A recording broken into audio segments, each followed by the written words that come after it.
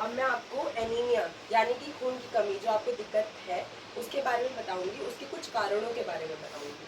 तो सबसे पहला कारण है पोषक तत्वों की कमी। पोषक तत्व होते हैं जैसे न्यूट्रिशन हो गया, जैसे कि विटामिन B12 हो गया, ठीक है, फोलिएट हो गया, आयरन हो गया, ये सारी कुछ चीज़ें, विटामिन C हो गया, कुछ चीज़ें होती हैं जो हमारे शरीर को बहुत ज़रूरी होती है। अब अगर इसकी कमी हो जाती है तो इस वजह से आपको खून की कमी हो जाती है, ठीक है।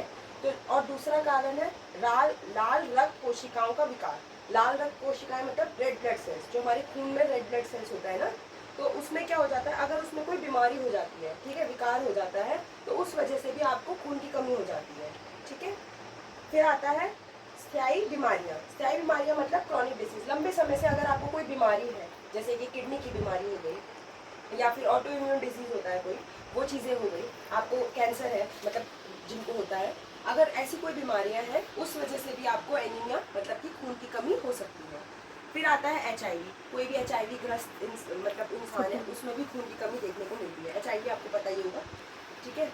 और फिर उसके बाद है भारी मासिक धर्म और गर्भावस्था संबंधित समस्याएं।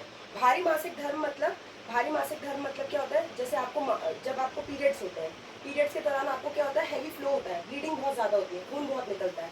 जब आपको ज़्यादा ही खून, और ये खून अगर लंबे समय से आपको बहुत ज़्यादा ही खून निकल रहा है तो उसकी वजह से आपको एनीमिया हो जाता है।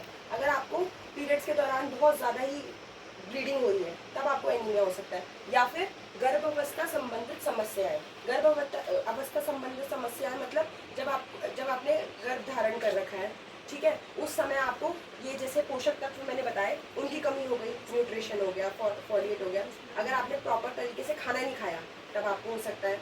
या तो आपने जो गर्भ आपने धारण कर रखा है, पहले आपका एक बच्चा हुआ, उसके बीच में 3 साल का गैप नहीं हुआ, उसके बाद तुरंत तुरंत मतलब 1 साल के बाद ही दूसरा बच्चा भी हो गया, तब भी आपको एनीमिया हो सकता है। मतलब गैप नहीं रखा आपने बच्चों में ना, तो तब भी आपको एनीमिया हो सकता है। फिर आता है परजीवी संक्रमण। परजीवी मतलब पैरासाइटिक इन्फेक्शन जो होती है, उन वजह से भी आपको एनीमिया हो सकता है। तो ये कुछ एनीमिया के कारण थे। एनीमिया मतलब खून की कमी के कुछ कारण थे। अब इसके आगे की जानकारी मेरी सहपाठी शालिया आपको देगी।